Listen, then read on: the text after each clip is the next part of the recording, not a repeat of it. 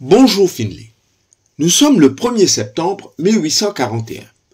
Le navire marchand paquebot des mers du Sud, malmené par une tempête, jette l'ancre dans la rade de Port-Louis pour des réparations.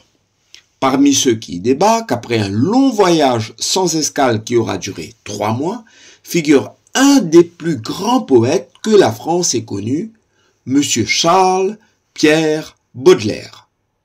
L'artiste n'a alors que 20 ans, mais il a déjà beaucoup vécu. Anticonformiste bohème, d'une rare intelligence, le jeune dandy refuse d'embrasser la carrière diplomatique que lui désirait son beau-père, M. Opic. Caressant le rêve d'être écrivain, il préfère de loin la compagnie des littéraires du quartier latin. Pour corser les incohérences, il y mène une vie dissolue qui ne correspond nullement aux valeurs bourgeoises de sa famille. Il est alors envoyé aux Indes afin de lui changer les idées et de l'éloigner de ses démons.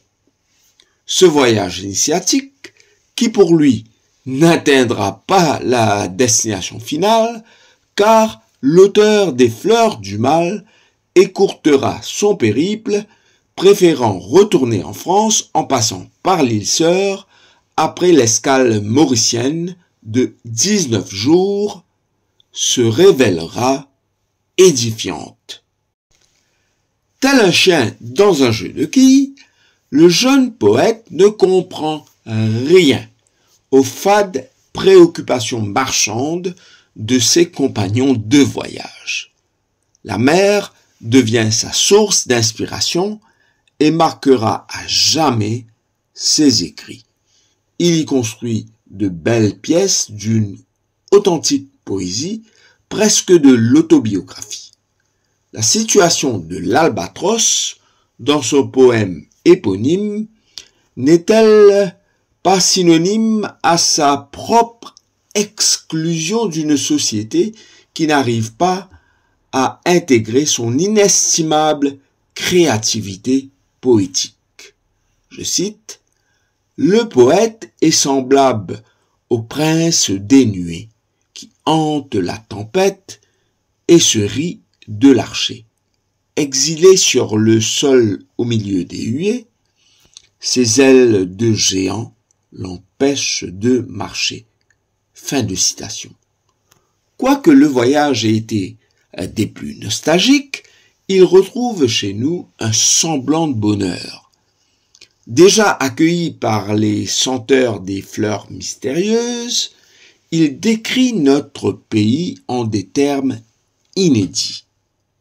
Je cite: « C'était une terre magnifique, éblouissante. Il semblait que les musiques de la vie s'en détachaient en un vague murmure et que de ces côtes, riches en verdure, de toutes sortes, s'exhalait jusqu'à plusieurs lieues une délicieuse odeur de fleurs et de fruits. » Fin de citation.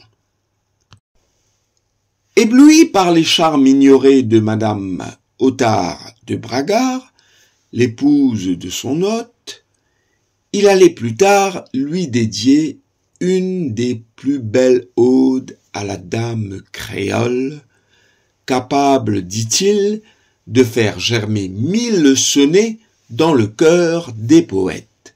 Le passage de Baudelaire est comme un présage, un événement que nous ne pouvons dissimuler sous le tapis du mépris, voire de l'ignorance. Sa vie tumultueuse et combien talentueuse est une source d'inspiration chargée de leçons pour une jeunesse souvent séduite par une délinquance déroutante. Frappé par la syphilis, une maladie sexuellement transmissible comparable à ces temps au sida par exemple, Charles Baudelaire était aussi un toxicomane. Il s'adonnait à l'opium et au hashish. Ses conséquences désastreuses, issues de ses choix malencontreux, le rendirent très malheureux et écourtèrent de chiche manière une vie qui s'annonçait riche et fière. Conscient de ses erreurs, il met en garde ses lecteurs. Ne décrit-il pas dans Les paradis artificiels l'esprit du drogué comme lâchement livré à la merci d'une drogue infernale, souriant à la dilapidation de ses propres facultés. Ma jeunesse, dit-il, ne fit qu'un ténébreux orage, traversé çà et là par de brillants soleils. Le tonnerre et la pluie ont fait un tel ravage qu'il reste en mon jardin bien peu de fruits vermeils. Non, la visite de Baudelaire n'est pas un accident de l'histoire, mais un événement assourdissant pour parents, enseignants et dirigeants en faveur d'une édification culturelle soutenue et d'une éducation encore plus accrue contre ces fléaux sociaux qui, tels des massues, peuvent mener à la poubelle une jeunesse pourvue d'une grande richesse. Merci Finlay et bon dimanche à tous les auditeurs.